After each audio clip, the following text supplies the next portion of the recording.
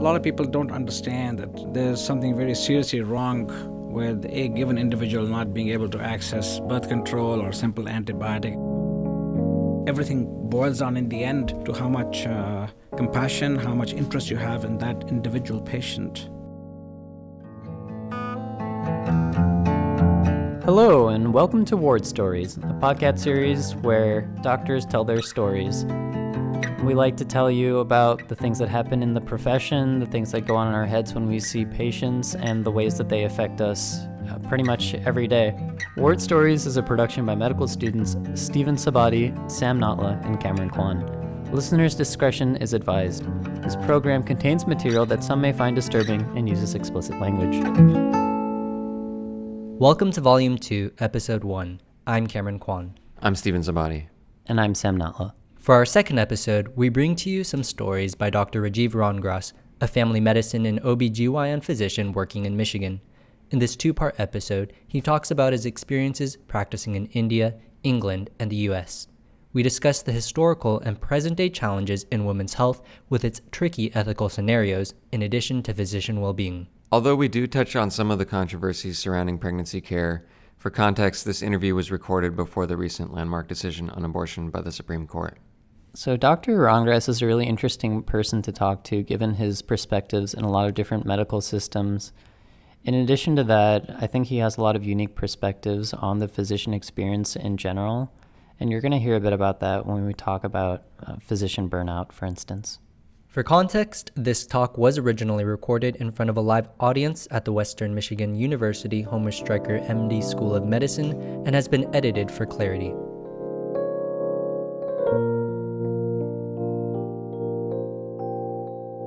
Yeah, I'm Rajiv Rangrass. I'm by training originally an OB-GYN, then family practice, then back into my role as an OB-GYN. So clinically, I function as a full-time OB-GYN. I'm just a bread and butter clinician and think of myself as an ordinary clinician. Do you think it's really important for clinicians to be outspoken?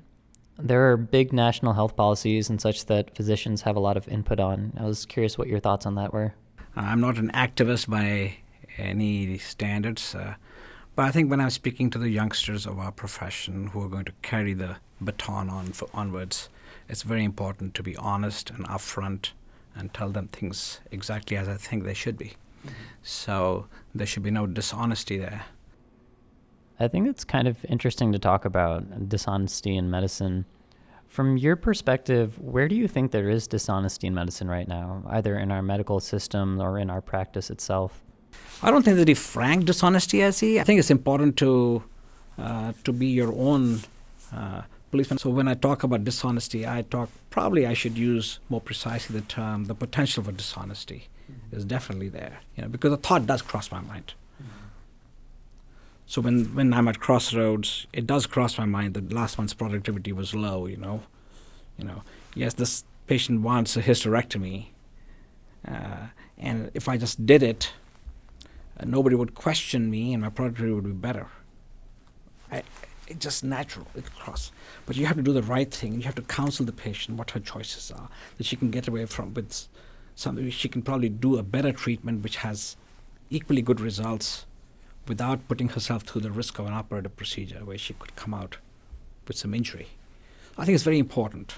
But there are also circumstances where sometimes my colleagues I found have been a little hesitant to operate, where I felt that the surgery was the right thing. This you'll experience in any practice. And I did say to the patient, I think the only way you'll be helped is by going for this operation, and I will do it for you. So it goes both ways, Sometimes the right thing to do is to go and operate. Mm-hmm. I think the important thing is that you are always watchful of yourself. I think you have, fortunately, by virtue of the fact that you're growing in this environment, it does teach you a lot of self-reflection. Many people have very good insight. I've been very fortunate to work with very fine physicians that I have immense respect for. I consult them on a regular basis. I look for advice from them. If I have a decision that's difficult or a patient's asking me to do something and I don't totally agree, I'll send them for another opinion within the practice. So I think there are a lot of opportunities here to ensure that when you go home, you feel completely comfortable that the dinner you put on your table will be digested well. Okay. Yes, I think that's very important, and that you'll sleep well on your pillow. So I think that's very important. Talk about the differences that you saw in your training in India and practicing in England versus here, and what that kind of elucidated about the practice of medicine. Do you want to start talking about that? I went to med school at a very young age, which is quite the norm in many countries compared with the United States, where you have to go to college and do an undergrad degree. So I entered med school at the age of 16, so I've been in the medical environment for a long time. So, I think I have a lot of respect for the system where you do college and you train in different areas and probably join the workforce for a little while before you go to med school. So, but there are different perspectives and pluses and minuses for both. But I think I went on thereafter to train in a resource-limited environment, which was India. So we were essentially, using our hands, listening to the stories of our patients and using our hands to practice medicine, basically. Yes, X-ray chest was very easily available, but we didn't have CT scans, or for that matter, in my initial training in OB GYN, didn't have ultrasound. So when we got into a difficult situation where we were unsure of the presentation, we'd do a plain film. So I come from that environment, moving to England after my initial training in OB GYN in India, which was a 6-year training. So I was very used to some of the scenarios you have in that part of the world where you could have, especially neglected labor, some of the complications of labor. Moving to a reasonably, at least from my perspective, resource-replete environment, but a national health service where everybody was equal and had equal opportunities within the health system. To then come to the United States, where it's all insurance-based and there's great disparities between what one person can access and another. Mm-hmm.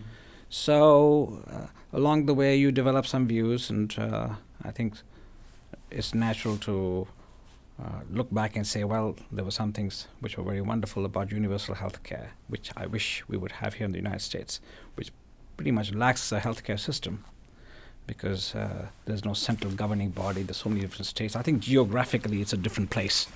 So I recognize it's hard to have the same expectations, but even so, I very much take sides with those who feel there should be equal opportunities in healthcare in an advanced country.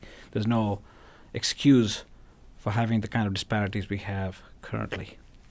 So having lived in that and worked in both of these systems, in your ideal health system here, would you want to just repeat what you saw in the UK, or what would you change about that system if you were going to move it here? I think what I liked about the system, really as a practicing clinician, was that patients came referred from primary care. There was a gatekeeper.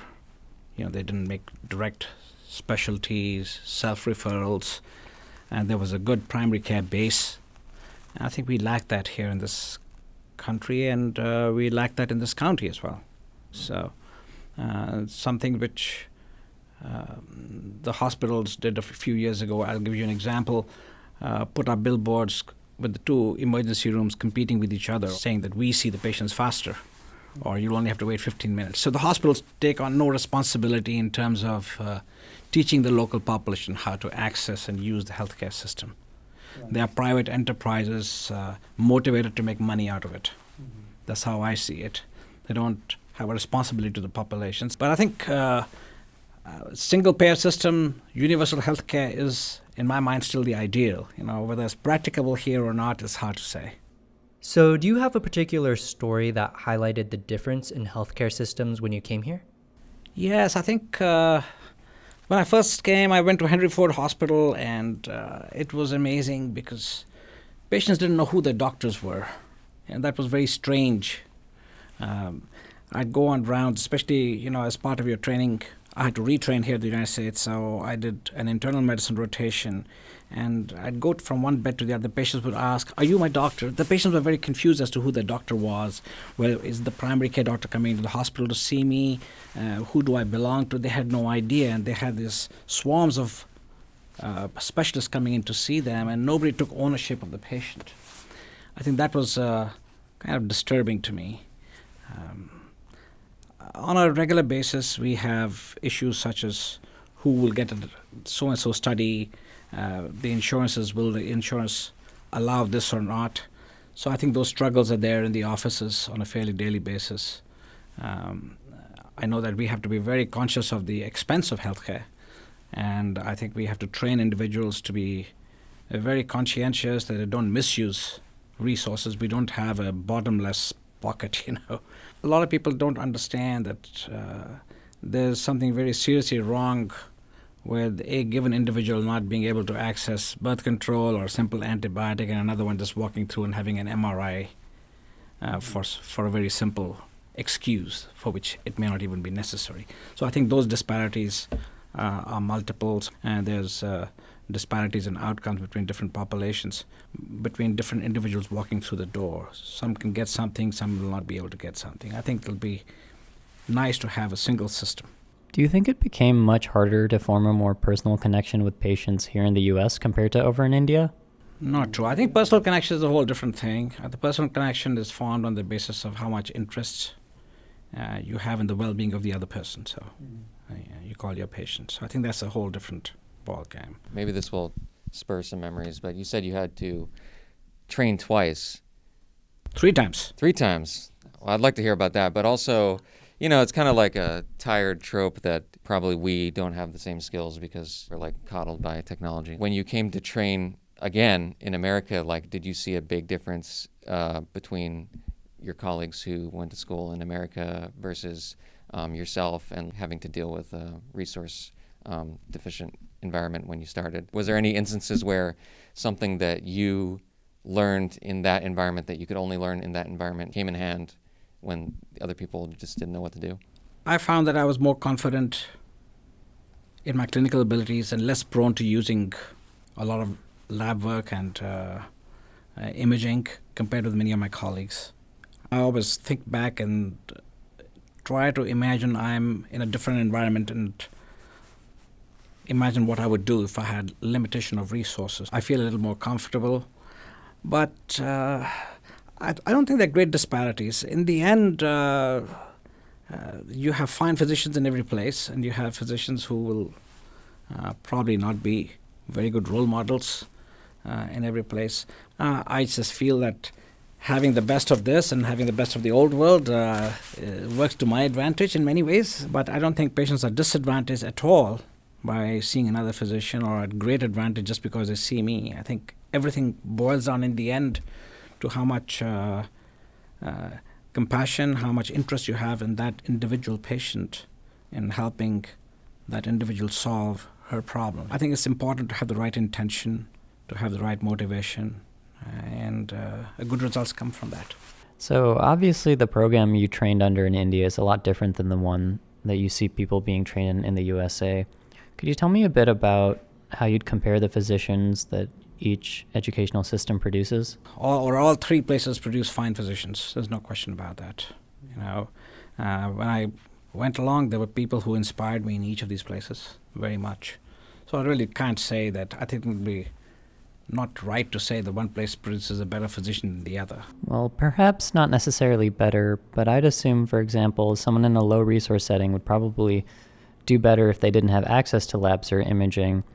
I would think that because they've been trained to treat the patients without having those luxuries, right? Sure. But I think that era is gone already, because now I go back to India, on every street there's 2-3 MRI centers and CT scan centers. So people are, that has changed. India is no longer the world that I trained in, so it's not very different from what things would be out here. There's access to medications, people have money, and maybe the hospitals don't have national standards like we have in the United States, which I think accounts for the disparities in the quality of one hospital compared with the other one, in other countries. I think national standards is one thing, and I can't imagine that there can be anything better than having national standards like we have in the United States or in the UK. I would wish that there are some bodies like JCO and others that set national standards, or OSHO. I think India is still, in many ways, a developing country, in that developing institutions like these, which hold hospitals to certain standards. I think that's what eventually leads to improved quality in healthcare. You have higher expectations, you have higher standards, and people rise to meet those. Where do you think those expectations come from? I think from everywhere. People figure out why you have the bad outcome and they want to correct it. I have a little book that I bought in St. Louis. It says the good old times really weren't the good old times because terrible things happened in the past, like child labor. I have sketches of New York City where policemen are accepting bribes from people and children are being put on the machines. Surely somebody must have seen some terrible wrong in that and then developed laws and regulations to prevent that from happening. So I think the same thing applies to medicine.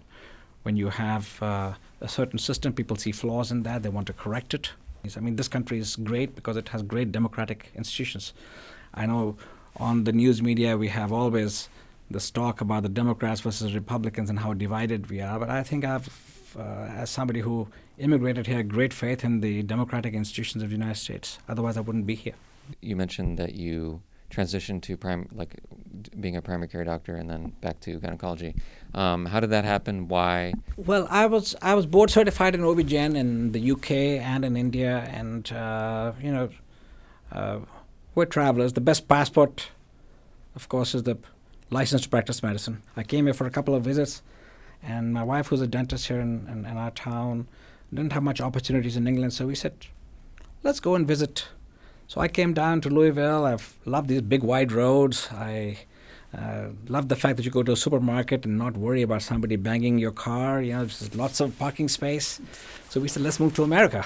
So it was as simple as that. It wasn't something very complicated.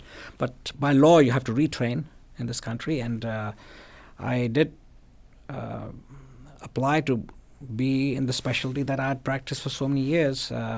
But it's very difficult for somebody who's outside of this country to get into a surgical specialty. So I was offered a position in primary care. Somebody advised me that I could do that and through that route could still practice OB-GYN, and that's how it worked. I'm board certified in family medicine and I'm board certified in OB-GYN from England.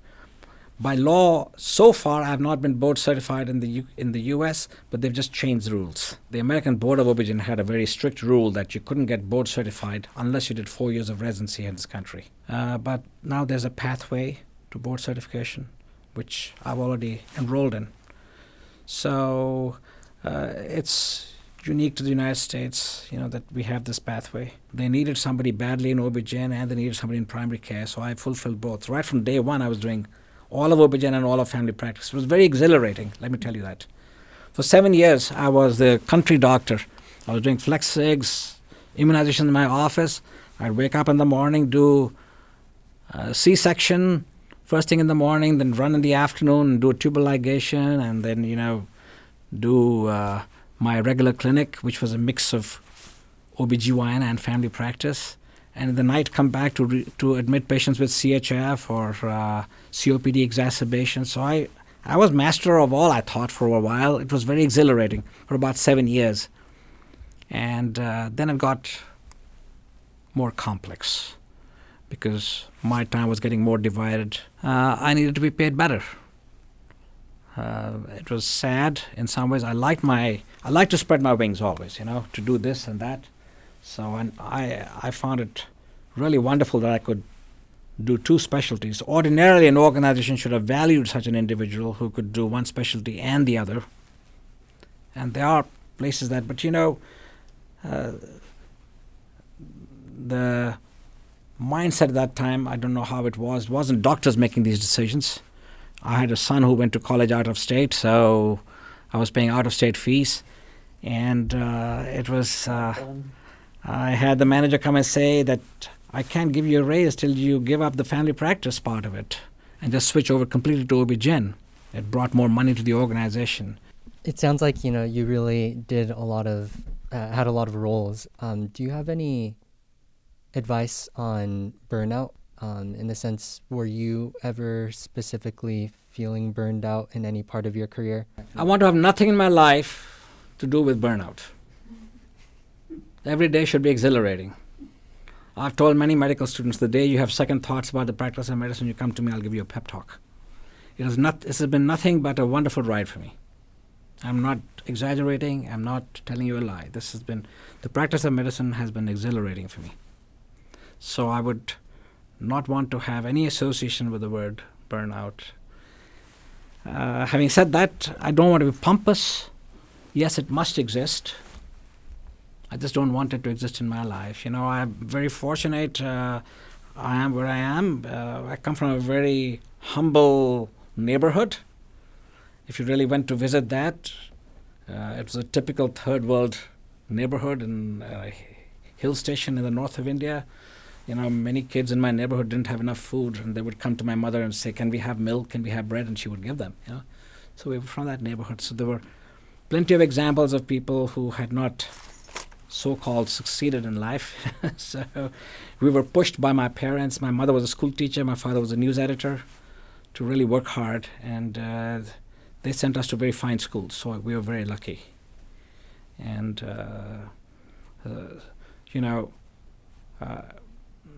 more than that, it was my parents' ambition as well that fired us.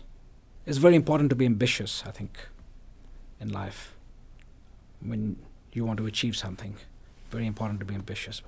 And I wasn't that ambitious as my father was. I remember as a young child, walking up the hill with my father, and he said, "One day, son, I want you." He was a news editor, and he would listen to news and edit news from around the world and make that into a précis for the Indian news service, because India didn't have its own news reporters at that time. And that was his role. And he would listen to all these wonderful things. And he said, "One day you must go to an Ivy League school." I had no idea, but I remember hearing that word in my childhood many times. Ivy League, Ivy League. I know I never went to an Ivy League school, but my father was very happy.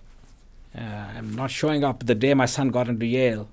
He was really, really happy man, So it was a man's ambition come true, So they strove, they came and supported us, so we were very fortunate. So it's a wonderful story to tell people that keeping ambition alive, having a goal ahead, does help you, And we're very fortunate that we were born into that family background. We didn't have lots of things and items, but we had good magazines and good books in the house and good schools to go to. So I was in no way born impoverished. We were not rich.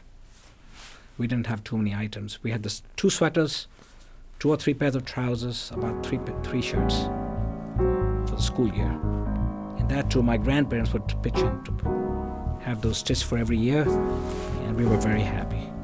And that concludes the first part of Volume 2. It was interesting to talk about the variation in experiences Dr. Rangrass had with the 3 different healthcare systems. Yeah, so going back to the thing about physician burnout, I thought it was really interesting that for Dr. Rangrass, it essentially doesn't exist. And that's not to say that it doesn't exist. Physician burnout is real and affects a lot of people, which he says as well.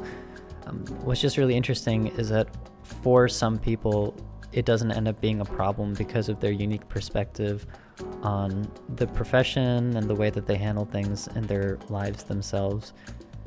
And I think that there's a lot to say about how the different kind of cultures and experiences that you're exposed to largely shape the way that you interact with patients and your own mental health regarding that. Yeah, I agree that even though there's so much variation in different healthcare systems, as long as a physician you keep an open mind and just a positive perspective, that it really doesn't matter where you work, you can still really enjoy the opportunity to take care of your patients. In our next episode, we continue with Dr. Rangrass and visit some of the stories he's collected over the years of specific patients he's taken care of as an OB GYN. If you enjoyed what you heard, consider leaving a like and a subscribe and following us on our various social media platforms. We also have a website, all of the links in the description below. Your support will greatly help us continue to make more episodes. We already have a lot of great new content in the works, so we hope to see you next time.